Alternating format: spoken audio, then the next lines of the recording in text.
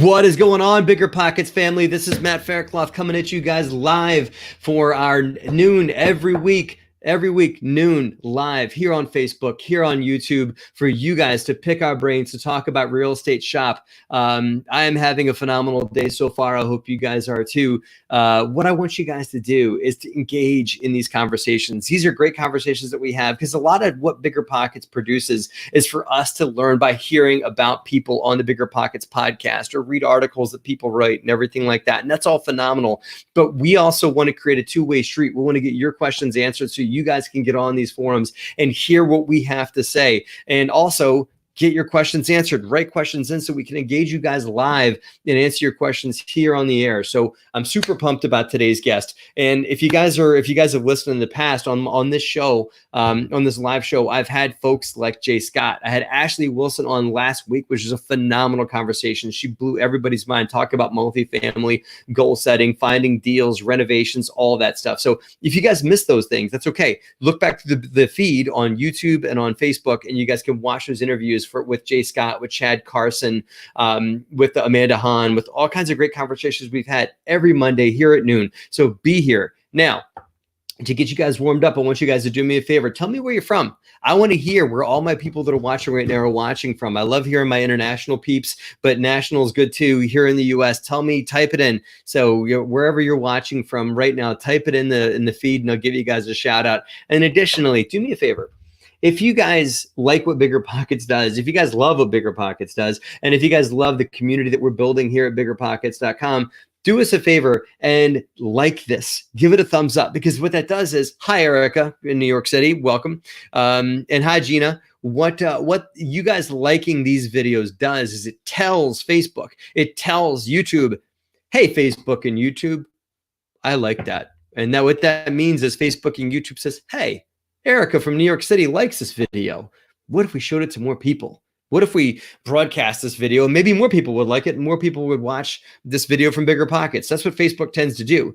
When people, oh man, I just got hit. Everybody on this thing just gone on a YouTube because YouTube just absolutely blew it out. A bunch of shout outs. Nick and Ramirez in Cape Town, South Africa. Welcome, international peeps. Les in Ohio. And let's see, Shelly, good morning in San Diego, California. And Kevin in Trinidad, Tobago. What is the weather like, Kevin, in Trinidad, Tobago? I want to know. Tease us with it. Hey, Mandy. Hey, Eric in Minnesota. Welcome, welcome, welcome, you guys. So a few things here. We are bringing on a phenomenal guest who is soon to be featured in Bigger Pockets Wealth Magazine. If you guys read this, give me a shout out if you guys have read this episode, this version of it so far. This is the first copy of Bigger Pockets Wealth Magazine. This just went out in the mail a couple weeks ago. If you guys got it already, give me a shout out. I want to hear what you guys thought. The next version of this is kind of the next what am I talking about? The next copy of this is coming out in about a week, June 18, and I got a great idea. I want you guys to go out and pick up a copy of it, because if you didn't pick it up yet, there's a ton of education, a ton of great stuff in these magazines. A little different than the online piece. It's a really well put together magazine, and each copy of it is that much better. A lot of great interviews in here. A lot of vendors and stuff like that can offer you guys great stuff. That are Bigger Pockets vendors and stuff like that in this magazine. So if you guys want to get your copy, go right now to biggerpockets.com/magazine and use the coupon code MattMagazine for 10% off. That's just a free, just a discount from biggerpockets.com. Go check it out. I'm not Anderson. That's a great question. I'm shocked you can't get that in Canada right now. Check on biggerpockets.com/magazine, Anderson, to see if you can get it. Hey, Jason, it is kind of quaint, but you know what?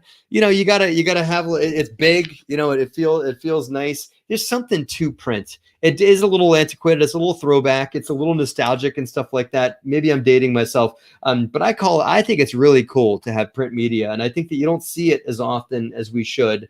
And it makes you take it maybe a little more seriously. It's just really cool. It's just kind of a throwback and everything like that. But check it out. Check it out, Jason.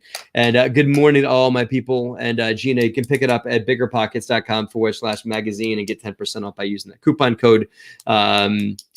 Okay, today's guest is the Megan Greathouse, and Megan is featured in the next episode of this BiggerPockets Wealth Magazine.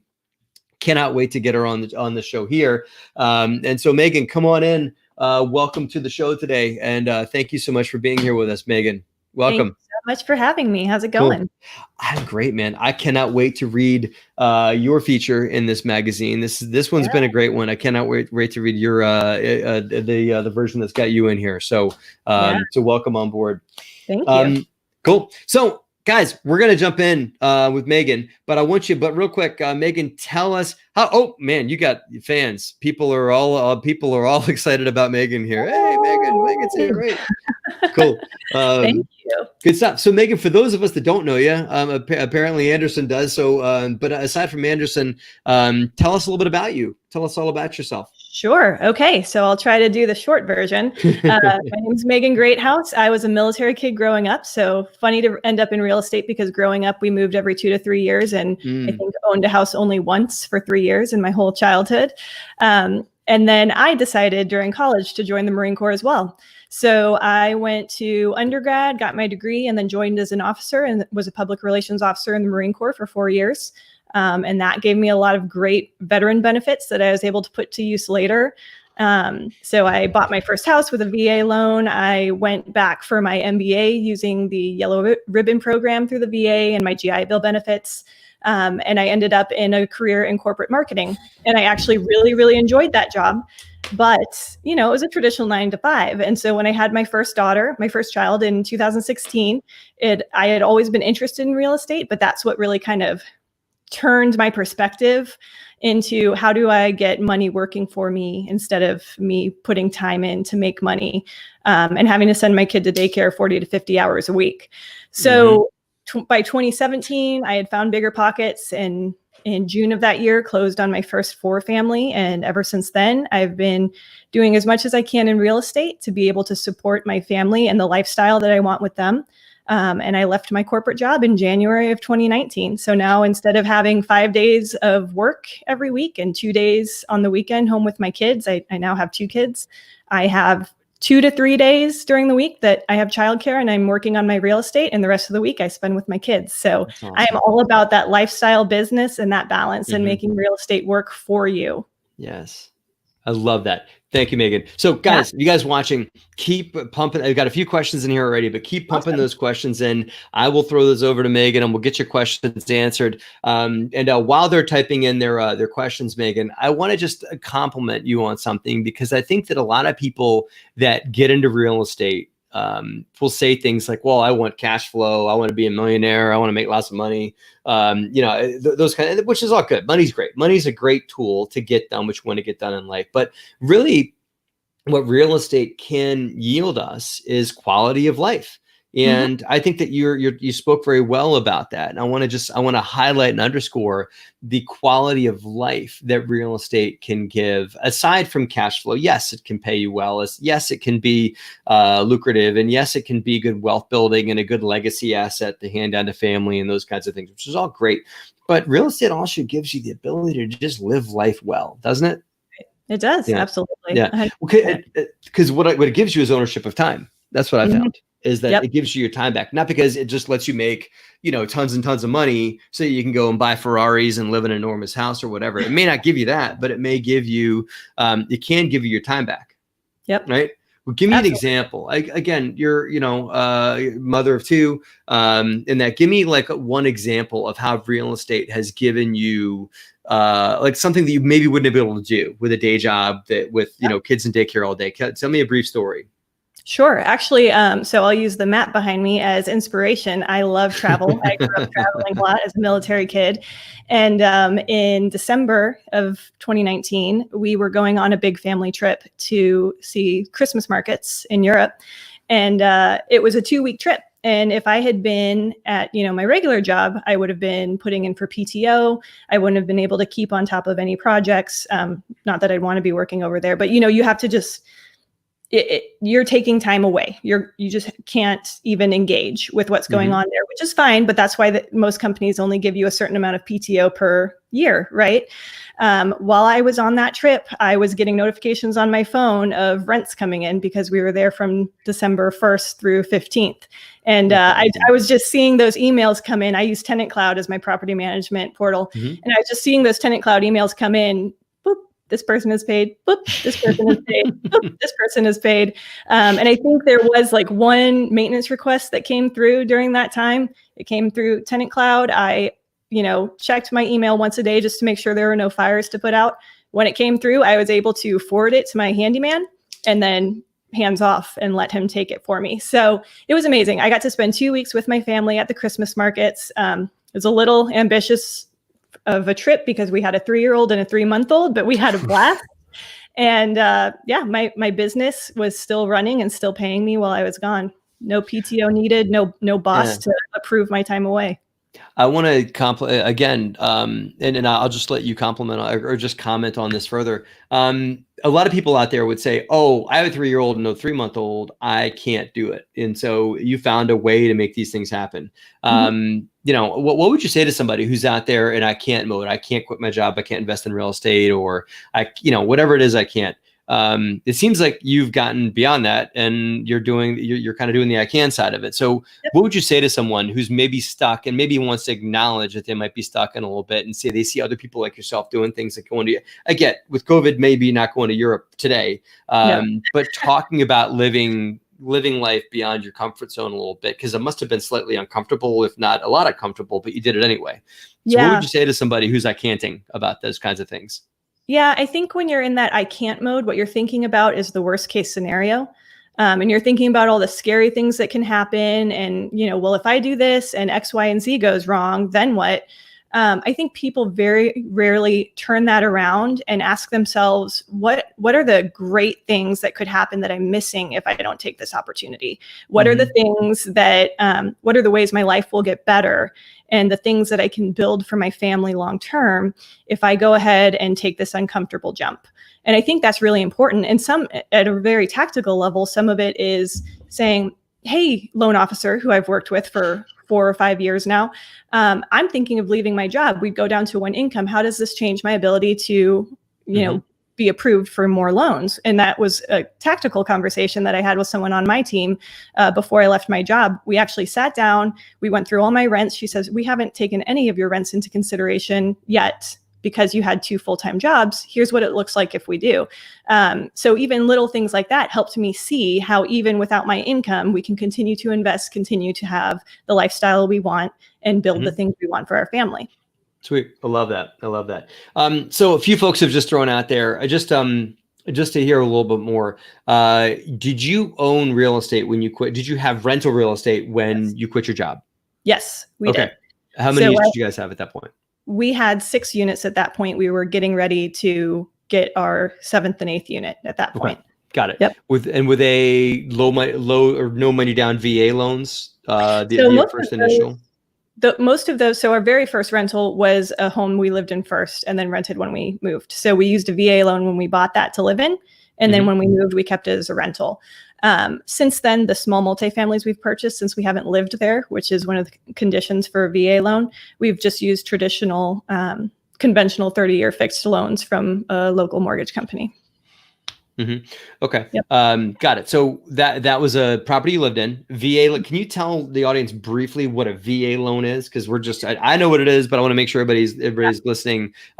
What is a VA loan and why is it awesome? Yep. VA, so Veteran Affairs. This is something that military or former military veterans can use, and it's a great tool. So a VA loan allows you to buy a home 0% down, so no down payment necessary. There can be some funding fees involved, but if you have any sort of VA disability, those are actually waived as well. So it's a very low down way for veterans or sometimes surviving spouses of veterans. There's some other categories involved. A very low or no money down way to get into a primary residence. You cannot buy a rental straight out with it, but if you're going to house hack a 2 or 3 or 4 unit building, you can do that as long as it's 4 units and under. folks who want a house hack, it's an amazing tool there. And yeah, it's backed by the VA. So that's why you get you get good interest rates, and you get low money or no money down.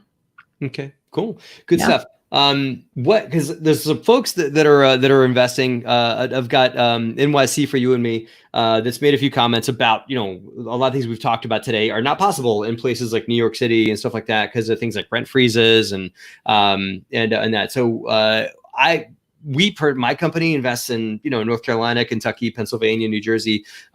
We've yet to see rent freezes in the markets that you guys are in. First of all, what markets are you in? And have you seen any adjustments to your business plan? Because I just want to address some folks that are referring to today's market versus, so where do you invest, and have things changed at all that you've seen since COVID where you invest? Yeah. So I invest in St. Louis, Missouri, which is where I live as well. There's always the option to invest elsewhere, but we were in a good market for investing for cash flow. We have not really seen a big impact from COVID-19, fortunately. There's been some changes to how we did things for a couple months there, how we handled maintenance and repairs, how much interaction we had between our handyman and folks in the unit, but we didn't have anyone miss a rent payment. I sent out a letter in advance saying, hey, we know that there's some craziness going on. Please reach out if you have any concerns. And then I gave them a couple notes about how we'd handle things like maintenance requests that could potentially involve interaction. I got overwhelmingly positive feedback, and folks were happy to hear from us and that we were looking out for them. And I think one or two of our tenants said, oh, I had some hours reduced, but I will still be fine for rent. So we were fortunate. I mean, things didn't hit too badly. We are in the Midwest, in an area that, potentially has some differences in how COVID hit compared to some of the bigger, more dense cities on the coasts. But it's been fairly smooth sailing for us. Knock on wood. Knock on wood. A few things here. I got Tasha, who apparently is your neighbor. Not really your neighbor, but she says hi from St. Louis. Hey. In that. So yeah, I don't know if you know her or not, but you've got a newfound friend on Facebook. I meet up now because we're going to have to meet in person now. Boom. There you go, Tasha. Yeah. You guys need to connect. All right. Next one. I got Jerry Mills, who's a regular. And he's pretty much my brother from another mother that I've known for several years through social media. Can one use the VA loan more than once? What do you think? Yes, actually. And I think this is something that for a very long time, the answer was no, or that people just didn't understand there was a way to use it again. I am not the expert on this because we have only used it once. Technically we have 2 VA loans. My husband and I are both veterans, so we just used each one time. But I found out recently through a veterans real estate conference I was involved in, you can use it more than once. There's a little bit of math involved in how you calculate how that works. So definitely find a lender who is familiar with VA loans and can walk you through that process, but you can use it more than once.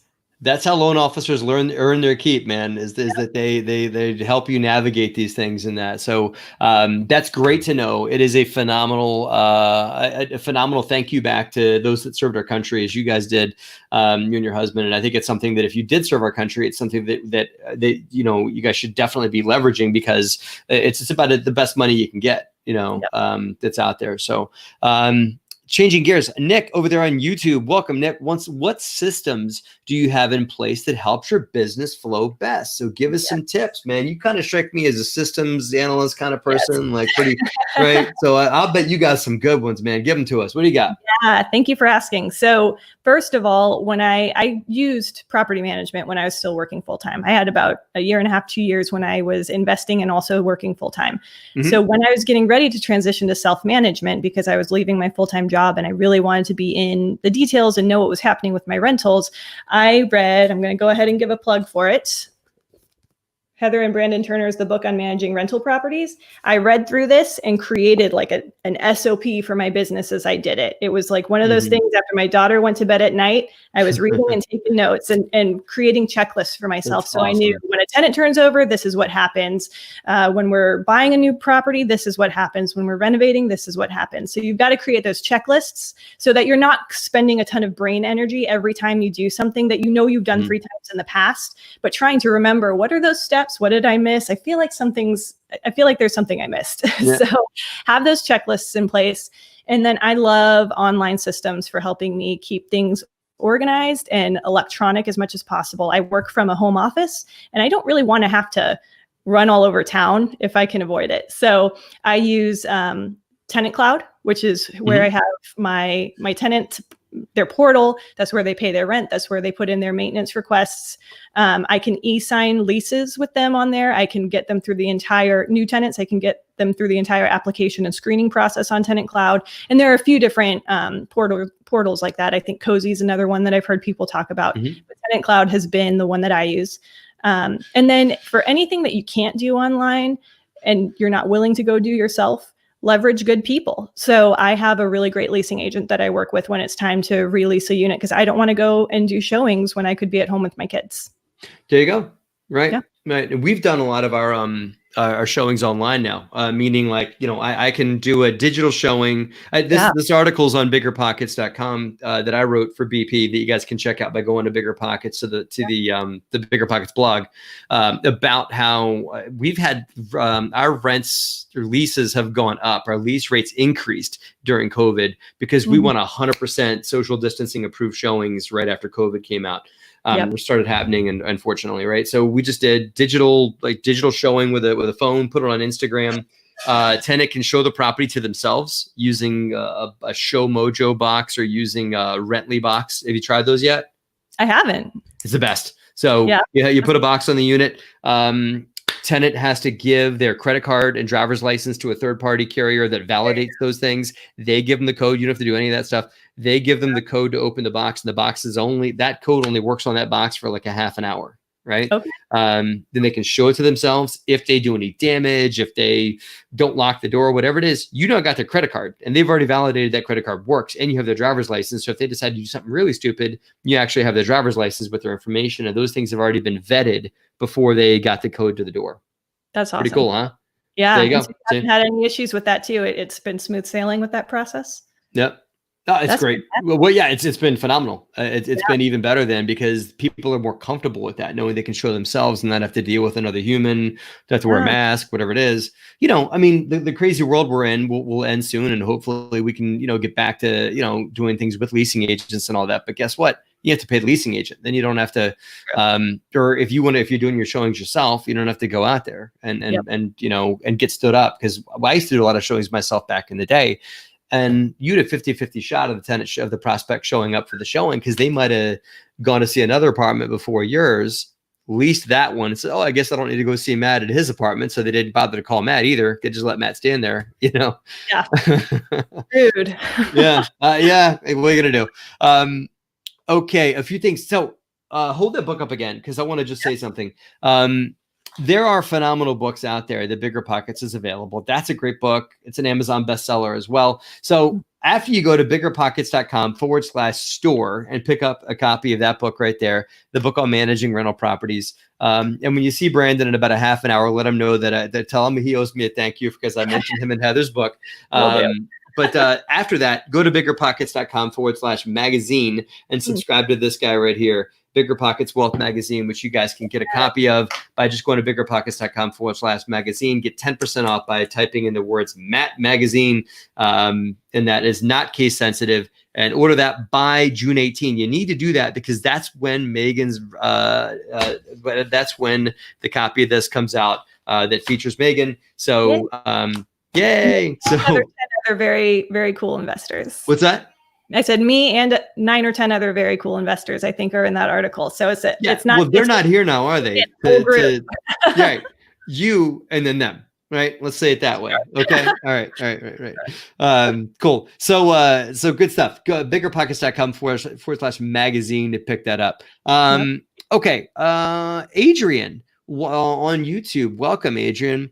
Other than hard money. Now, Megan, I'll put you on the spot because I don't know if you've done larger multi yet, if that's in your goal set. But Adrian is looking at to pick up a 7 to 10 unit deal. I get you can't be doing that kind of stuff with VAs. It's VA loans. It's not going to work. Or with typical residential grade mortgages. So do you have any recommendations for Adrian on how they could pick up a 7 to 10 unit that maybe needs some work?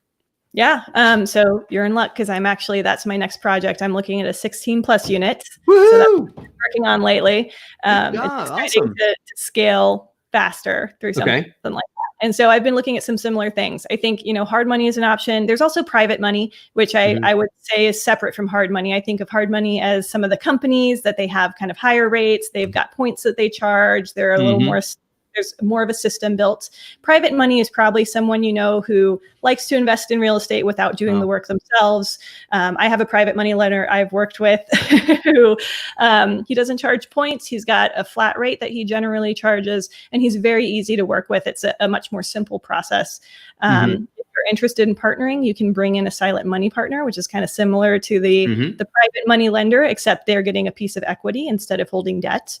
And then there are also banks out there that will do commercial loans that are a purchase plus renovation. And there are different ways that they set those up. But one of my local banks, the one that I actually have my business bank accounts with, I've been having conversations with them about different options. And they have renovation loans that you can do on commercial properties. You can do a short term and then transition it into a long term commercial loan. They've got a few different products. So definitely talk to some different banks and lenders. And I'm going to say the same thing that I think I hear a lot of folks say about this, but lots of times the local credit unions or the smaller regional banks are the ones that you can really get into and sit down and face-to-face talk with someone about different types of products they might have that could work for what you're wanting to do. Absolutely. And the bank loans that I've dealt with they've been called bridge loans, like a bridge, meaning like get me from this dilapidated property that needs a bunch of work to a stabilized property that I either could get refinanced or rolled over to a perm. So if you want to speak the language when you're talking to your lender, tell them you're looking for a renovation bridge loan. You can also read a phenomenal book that you can get on BiggerPockets.com, which is called Raising Private Capital, authored by me. And that I couldn't help myself. And I'm like, hey, I just happen to have this handy dandy new poster that I just put on my wall. Like, I just put this up yesterday, and I'm like, hey, I get to show off this poster I just put here. And that, so Raising Private Capital, you can pick up by going to BiggerPockets.com/store or BiggerPockets.com/private money book, Adrian. And that book will talk about a lot of what Megan just said, which is finding people in your local network that maybe have money sitting in the stock market, sitting in their 401k or in their IRA or sitting somewhere, and it's just sitting, it's maybe not earning what it could be earning if it were put to work in a safe place like real estate. So Raising Private Capital is about finding the money and putting it to work, finding the money in your network and putting it to work in your deals. So pick it up at BiggerPockets.com/store. You guys have a lot of stuff to do at BiggerPockets.com. You need to subscribe to BiggerPockets Wealth Magazine way before June 18th. You guys can catch the magazine that's all about Megan Greathouse. It's actually not, but she's featured in it. Right. They were going to call it just Megan Greathouse, but they just decided to call it BiggerPockets Wealth Magazine. She's featured in the next iteration of this, which you guys need to check out. So, and you guys have to sign up by June 18 to get that. So, questions. Let's keep them coming. Anon, can you, I don't know if you've ever done this, Megan, but I'll ask you, I have, but can you sublet a room on a single family zone property of your if you're living in the house as well? Yeah, I mean, I think this is going to depend a lot. So if he's talking about renting out a room in the home he's living in, I think he or she. Yeah. Yeah. I mean, I can't imagine a situation where you couldn't. It's your home. I don't want to speak for every market or what every city or municipality might say. But, I live in an area, for instance, in my own home, where we've looked into houses in the area wondering, would this be a good rental or even a short-term rental? And short-term's not allowed in the area, but they would still allow us to rent out a room in our own home if we wanted short or long-term. So there's certainly, I think that's kind of what house hacking is based on. And I think a lot of folks use that as a way to house hack and reduce or even eliminate their monthly living expense. That's how I did it. This is my first rental. I bought a 3-bedroom, 1-bath, rented out 2 bedrooms to 2 buddies of mine and lived in the other bedroom. So definitely possible. And as Megan had said, it's very hard to do. It can be hard to do if you're going to do like short-term rental, like an Airbnb or whatever. If you've got like an in-law suite in your home and you're going to rent that out by the day, local township may start to object to that because certain towns have different caveats against SROs. I don't know of any way that they could. I hate to say this because it's not about going around the law, but Right. I don't know how they would even find out that you're renting to someone, because that's just kind of like called a roommate, at this point. So there's definitely ways to do it if you're just putting roommates into units, but I wouldn't do it short term unless your town allows for SROs. Okay. Santiago wants to know, how do you contract your handyman? Do you so you've done a lot of handyman work, while you were touring Europe and stuff like that. You had handyman requirements come in and stuff like that. What did you do? Tell me, did they tell me the whole handyman scenario with regards to the issue from the tenant came in? Tell me how you got the issue listed over to the handyman, and then how did you compensate him? Sure. So yeah, I have a handyman I've been working with for actually closer to 5 years. So our first home that we turned into a rental, that was back in 2015. And we've been using him kind of ever since through a really great reference we got from one of our agents. Mm-hmm. He is really easy to work with, generally just via either email or text. Mm-hmm. So in that case, I think I went ahead and emailed him because it was an odd hour. I didn't want to ping him in the middle of the night where he was, or whatever the case might have been. But usually I just text him. Tenant Cloud actually does have a setup where you can link different like handymans and handyman contractors, folks you can assign that job to. So I'm sure there are a lot of these systems out there that have something similar where you can assign it to them. Yeah. My guy is not as big on things like that. So I'm perfectly happy to just shoot him a quick text. It takes me, 15 seconds to send him. I'll even, just because I'm this lazy about it, I'll screenshot what the maintenance request was rather than retyping it out. And I'll just forward that to him in a text message. And then he lets me know when he can make it. And I give the tenant the heads up. And I pay him per job. So generally speaking, I think that's kind of the norm, unless you've got a company where you're able to kind of bring in someone at a certain hour per month, or maybe that's their full-time job, is just taking care of you and your units. As far as I've seen, though, you're probably going to, especially in the beginning, be paying per job. Yep. Okay. So how do you determine that, though? Because there's a bunch of different jobs that come up, right? So it could be a clogged toilet, could be, a unit turn, tenant moves out, unit turned over. How do you determine what your, or do you and the maintenance person work it out every time? Or do you have like a defined price list? How are you determining what they're due? Yeah. So what we do is, my handyman has an hourly rate that he charges, just a basic hourly rate for any kind of work.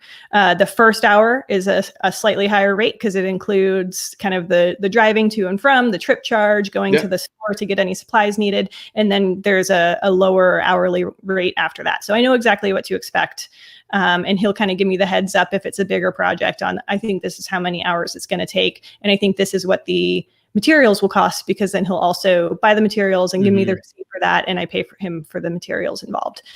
So yeah, it's an hourly rate plus any materials needed for the job.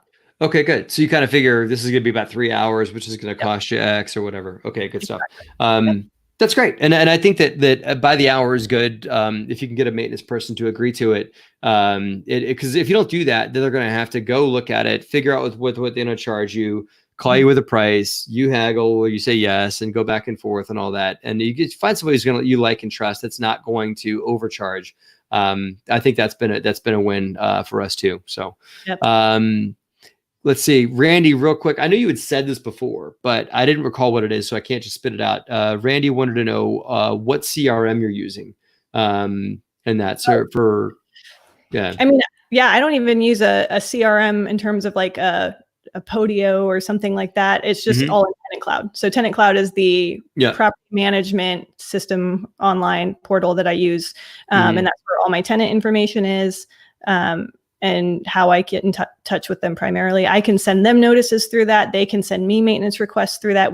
They pay me their rent that way. I can return security deposits through it. So that's primarily what I use. In terms of other types of maintaining contacts, my CRM is a super fancy cell phone, where I keep my, I list all the different contractors or specialty folks There's that I no reason to make this and then their complicated. name. Yeah. No, because that's my phone too. If I type in the word plumber in my cell phone, like 15 people come up because it's real simple. Name their contact by what they do, so it could be Joe Smith plumber, or Sally Smith investor, whatever it is. And that, because your phone will let you just type it. It thinks that's your last name. Well, maybe that is for your phone, and it can, pull them right up. Yeah, I will say if I were doing a bunch of direct mail or doing a lot of lead generation for buying properties myself, then I could see using a separate CRM. I don't do a lot of that. I primarily use networking and my agent and things like that to find my properties. So I'm not, I don't have this exhaustive list of sellers that I'm trying to work with all the time. Mm-hmm. That's when you might want to start thinking about a separate CRM. Yep. Absolutely. I know you have to roll at 12:45, so I'm going to give you a few, I'll throw a few speed round questions there at you. Nick Lucas, I'm 21 and I'm planning on getting started next year. I've read a couple of BP books and plenty of articles. I'm just wondering if you can break down your first deal real quick. So break down your first deal for Nick here. Sure. Give it to us. Sure. The first one was pretty sweet and simple. It was a 4-family in a transitioning area in South St. Louis City. I found it on the MLS with an agent who I had connected with through BiggerPockets, and we had met a couple times to get to know each other, and we felt comfortable. Saw a few properties over the course of a couple months, and then found this one that was a 4-family listed for $139,000. So $139,000. And 3 of the units were rented, and I think the rents were around $1,600 or $1,700 total at that point. So we felt like we were in a good position, even with it not being a value add property. It was in pretty decent shape on its own.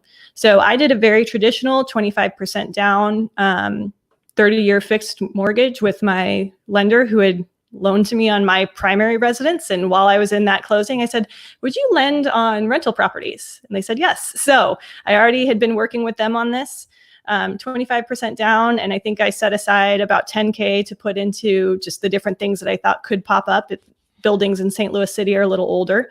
And now rents are up. I filled the 4th unit. A couple have turned over in the past few years since we've had it, and we've been able to increase rents a little bit as we've gone. So we're now at, I think, $2,295 per month in rents on a building that we paid $139,000 for. And I was just looking through some of my numbers the other night as I was doing my May bookkeeping on QuickBooks, which is another great tool to use. And we're cash flowing about $750 per month on that property now, maybe just a little bit over that. So I think I calculated that my cash on cash return on that one, kind of this year where we are today, is around 19%. So it didn't start there. It was more like 12 or 13% when we first bought it, but it's amazing to see how these things build and grow slowly but surely over time. It does. It does. Yeah. The longer they say, don't wait to buy real estate, hold real estate and wait, as they say. Yeah. And that goes to a few folks that have commented about, like, hey, I'm a beginner. Should I invest now? Whatever. I mean, yeah, just if the deal makes sense today, then do it. Then do the deal. Okay. Let's see. 2 more. Ramirez. If you have extra cash and an existing home loan, would you pay down your home loan faster? Or would you use it as a deposit on another rental? Again, everybody's goals are different, right? So what would you do in that circumstance? My personal preference would be to use it towards a rental. When the beautiful thing about loans and other people's money and leverage is that you can put less money down to make more money in cash flows. So you're increasing your return on your investments when you're able to leverage. So, look at your own situation and your own financial picture, look at what the property you're buying is actually going to do for you, and if it will actually cash flow. You've got a lot of due diligence to put in to make sure that's the case. But generally speaking, I think on an appreciating asset like a home, having a smart amount of leverage can actually take you further in the long run.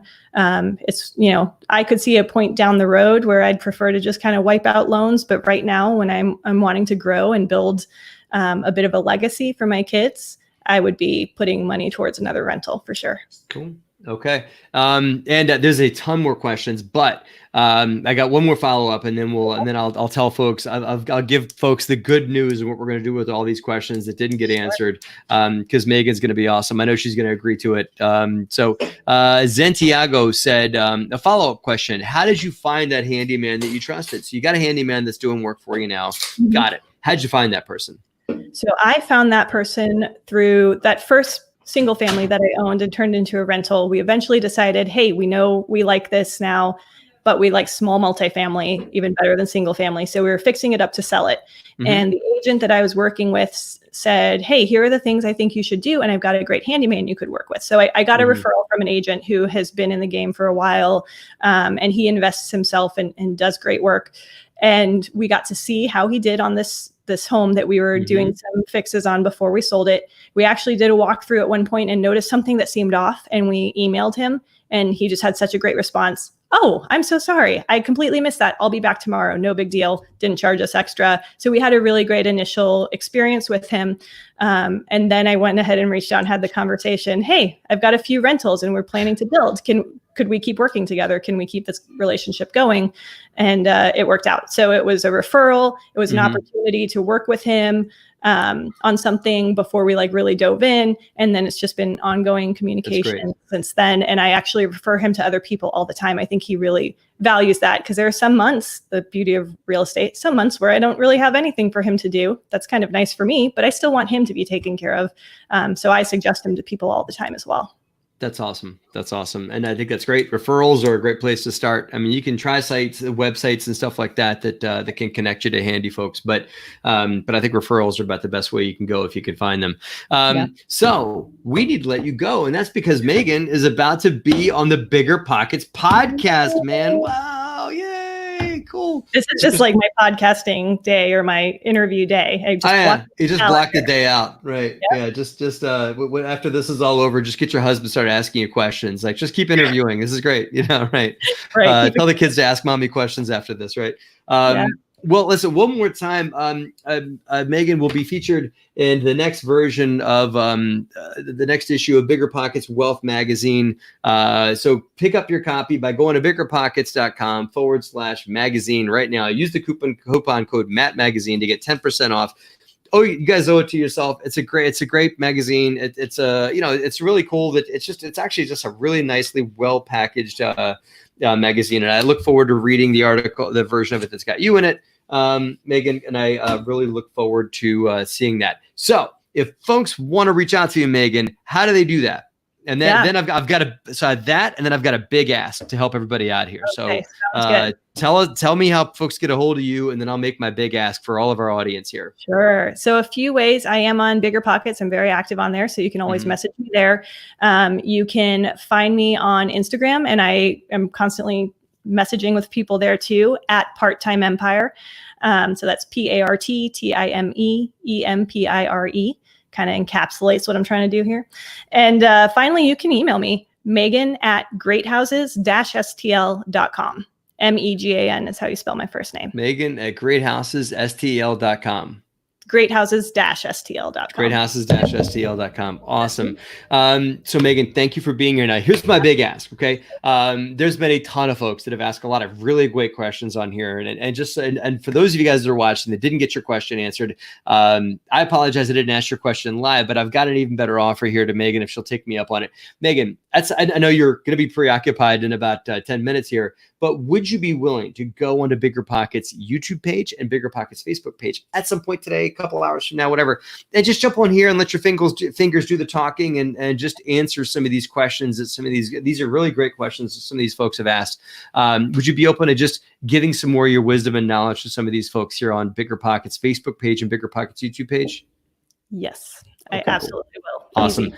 Thank you so much for your time on doing that. So keep the questions coming, guys. Even if you guys are watching the recording, type in some questions that Megan will jump on and give you her wisdom, give you some thoughts here. Megan, I cannot personally wait till after June 18th where I can read the next iteration of BiggerPockets Wealth Magazine to read what you have to say. And the same day that the podcast will come out. It's supposed to air on June 18th as well. So there we go. But June 18th is going to be a big day for everybody, right? Cool. So Megan, thank you for being here. Thank you guys for watching. Now, be sure you guys tune in next week, because next Monday, my wife is taking over the show, and she's going to do the Women's Corner. And she's going to have Brittany, who does a lot of BiggerPockets Instagramming, is going to be on here with Liz.